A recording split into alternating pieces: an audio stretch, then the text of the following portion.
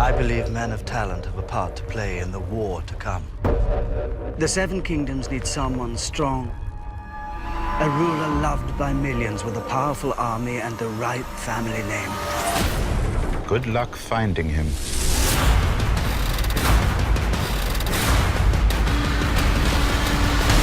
Who said anything about him?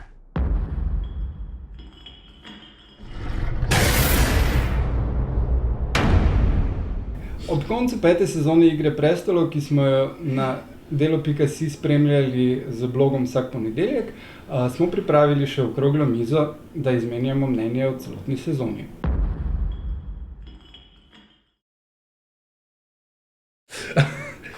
Meni se zdi, da je bila za razliko od ostalih sezonov je bila tukaj pa res večina akcije koncentrirana na zadnje 3 dele, da je bila res ta tema, kot bi z lepim slovenskim izrazom rekel, slow burner.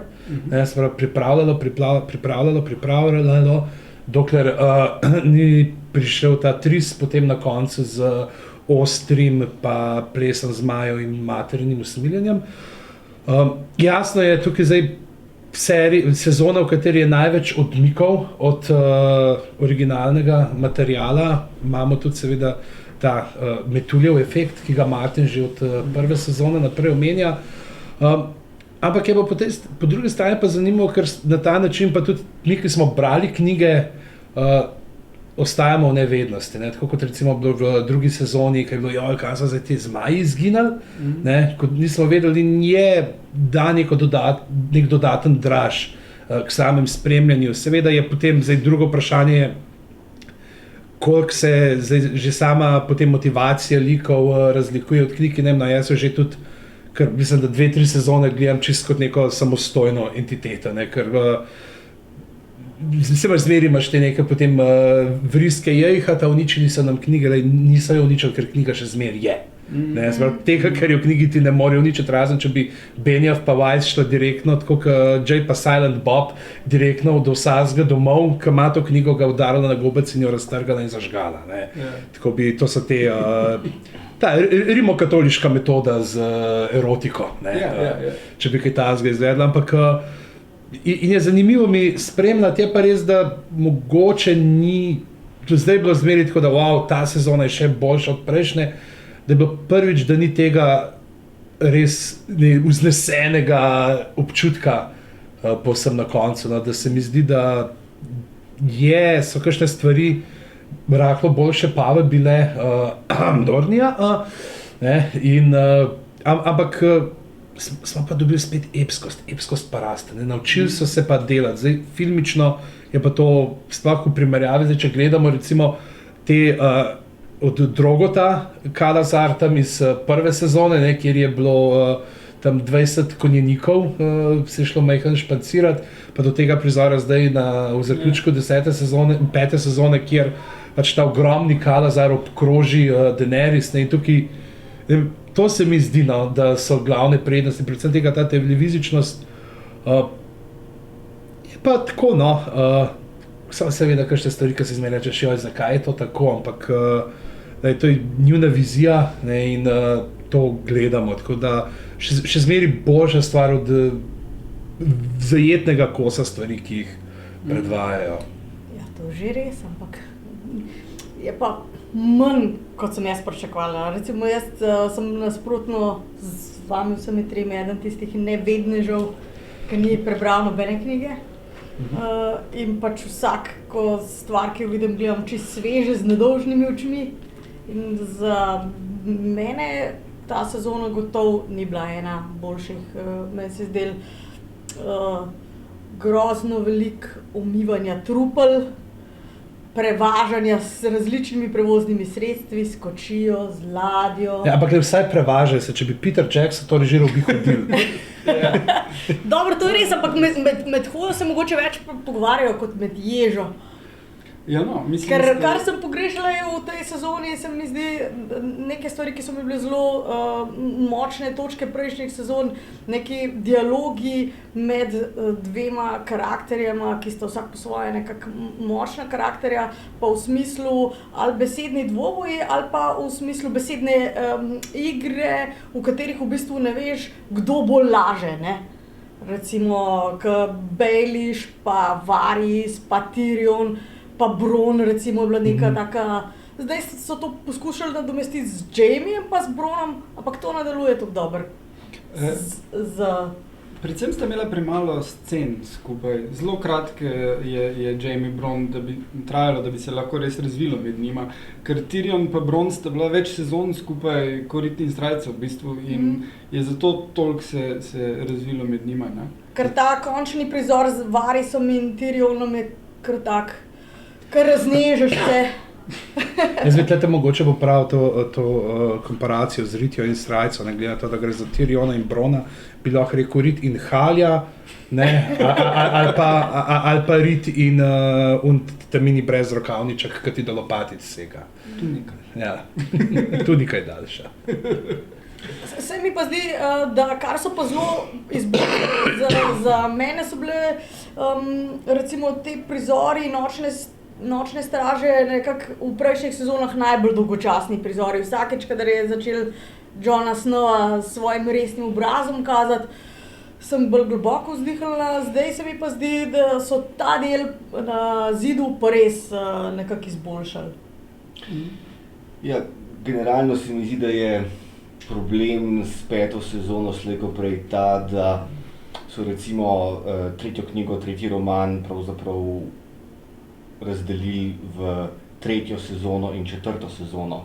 V 5. sezoni so pa združili bolj ali manj 4. in 5. knjigo. To pomeni, da so razpolagali z 2000 stranmi teksta, ki so jih skondenzirali zdaj v slabih 10 ur.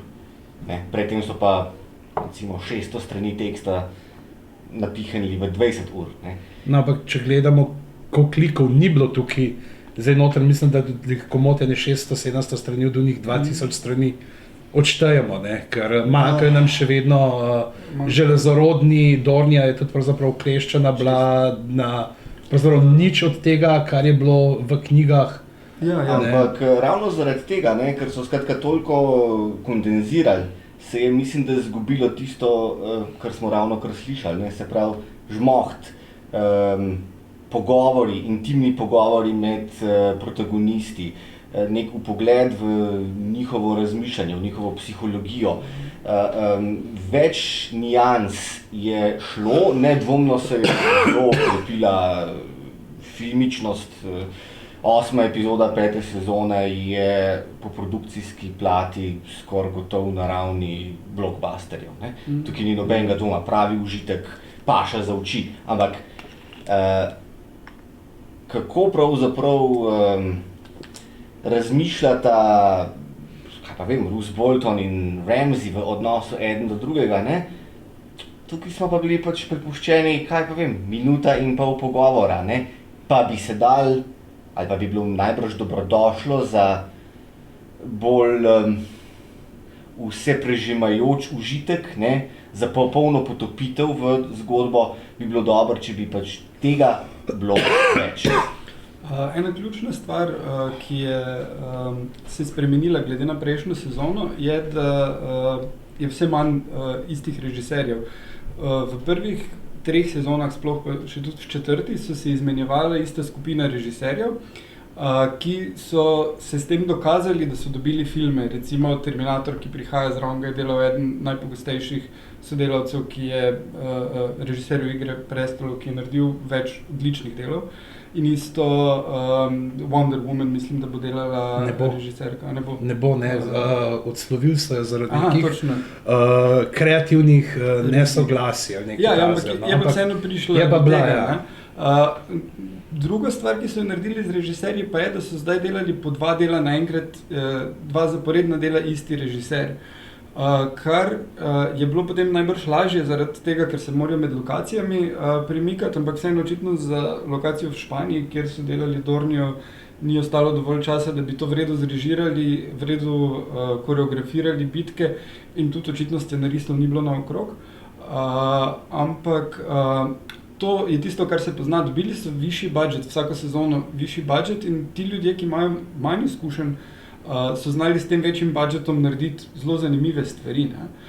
Zdaj zadnji del je režiral David Nutter, ki je dosti pogosto že prej sodeloval in to se tudi pozna, ker zadnji del je dosti bolj izstopal, potem tudi že koliko zgodb je uspel preplesti in splesti skupaj. Ne? Vseeno pa cela sezona malo se pozna i to, da nima istih avtorjev zadaj z tega stališča, istih filmarjev. Ne? Tudi Benioff in Weiss nista nobenega dela režirala, kar sta prej probala. Tudi Martin ni scenarija napisal za noben del, kar prej je. Tudi ne, še prejšnjega ni. Četrtega tudi ni mesec, mislim, da ne. Mislim, da se je zdaj odločil. Mislim, da že v četrti, da je manjka.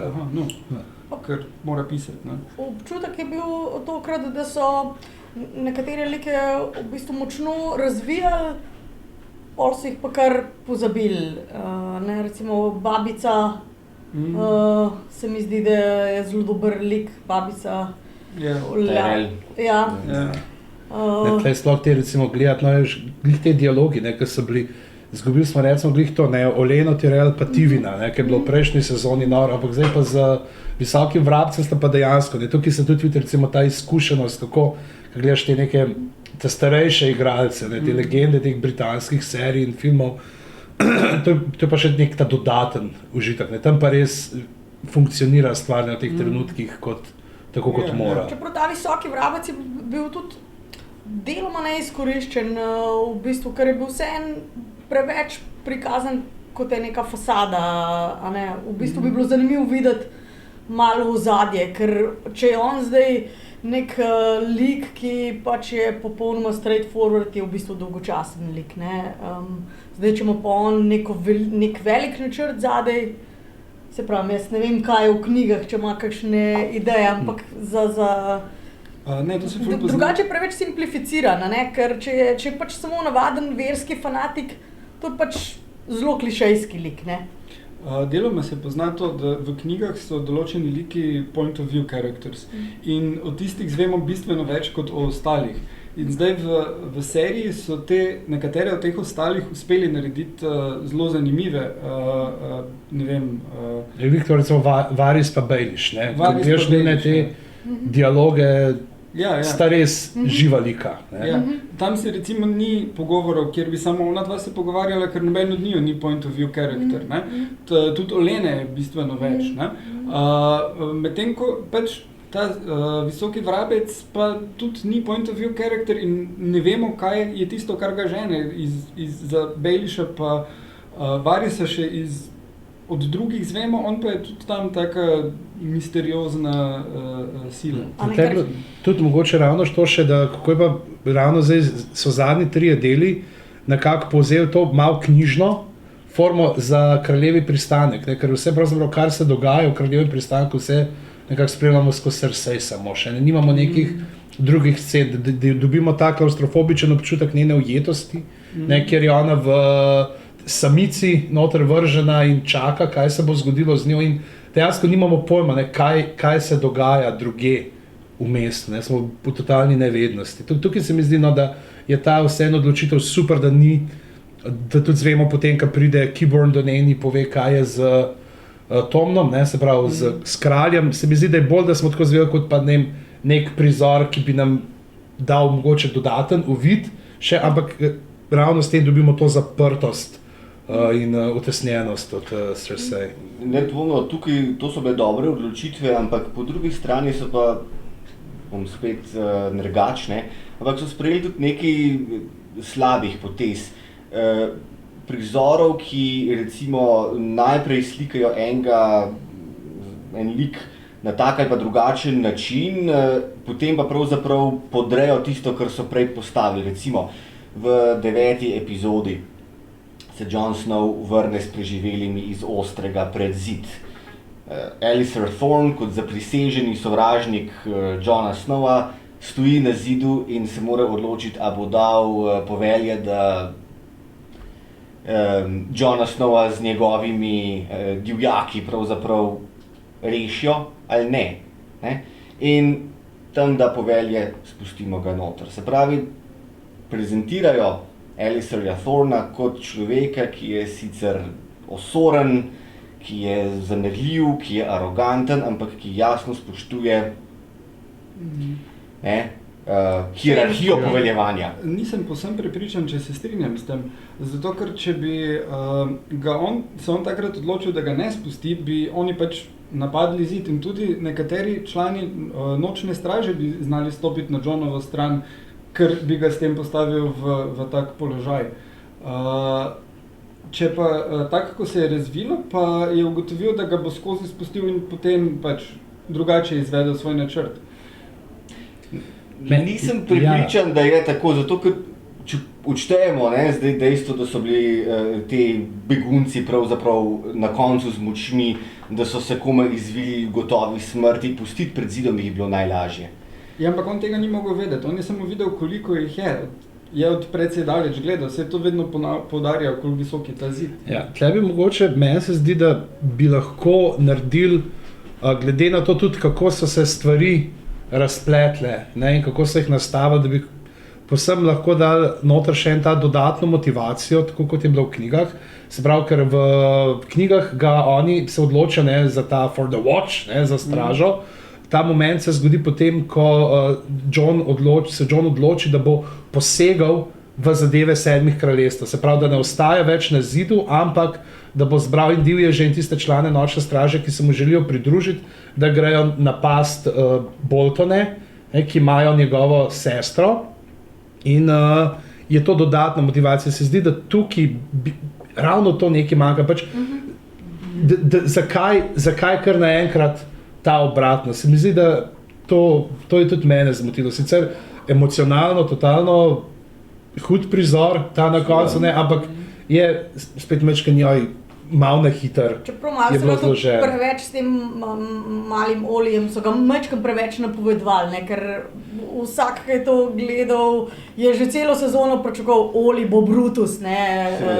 Subtilnost tukaj pa ni bila. Mislim, da tukaj so pa malo pretiravali. Jaz sem se bal sicer, da bojo mogoče celo tako narediti, da bo samo Oli tisti, ki tisti bi bilo pa res, tisti bi bilo mehne.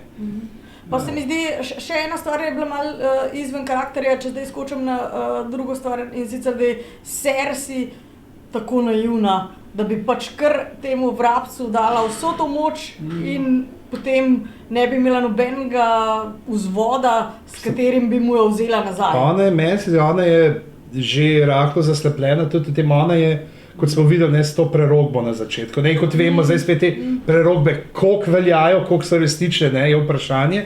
Ampak pri njej je to zdaj gonilo vseh njenih dejanj, zdaj vemo, zakaj je bila taka do Sanse, zakaj je taka do Marjorie potem bila. In ona je preprosto prepričana, ona verjame v to neko, pač, da je tako dobra igralka te Igre prestolov, da ve in da bo tudi on nekako spoštoval to, se pravi, da jaz sem ti dala moč, lahko se na te pa te spraviš, ampak midva so zdaj zaveznika. On jo pa v tej svoji gorečnosti potem se ne zmeni zanje. Tukaj si je precej naivno skopala ne lasten grob, ampak lasten sprehod. Pa tudi zdi se neverjetno, da vendar ta neka skupina ekstremistov, oborožena s nekimi kulički, da nekako obvladuje kraljestvo in da pa oborožena njena garda tam stoji in čaka in opazuje, kako kraljico mati golo ženejo. Tle moramo, mislim, predvsem vedeti tudi, kakšen je zdaj ta nekak splošen sentiment do Lannisterjev v kraljevem pristanku. Kar smo videli, kar je bilo pokazano takrat že z Tommenom, ki je šel pred septo in on bo zdaj, pa so ga izžvižgali in vse. Ni več tega. Oni so pravzaprav gor v tem svojem slonokoščenem stolpu, rdeče trdnjave si lahko domišljajo, da imajo vse pod nadzorom, ampak je daleč od tega. Ja, vse to tudi Olena poudari, da lahko prenehajo hrano dobavljati in je potem takoj konec z njimi. Ne? Česar Cersei seveda ne upošteva takrat, ampak je pa jasno, da če bi se to zgodilo, bi mesto padlo v kaos takoj. V tej sezoni ni bilo toliko ekspozicije kot v prejšnjih, kar je dobra stvar. Ne? Ker je pravzaprav mislim, da edina ekspozicija je bila z Oliverjem pa Lorasom, ki sta gledala, lej, tale materino znamenje tukaj, ne, je tako kot Dornija.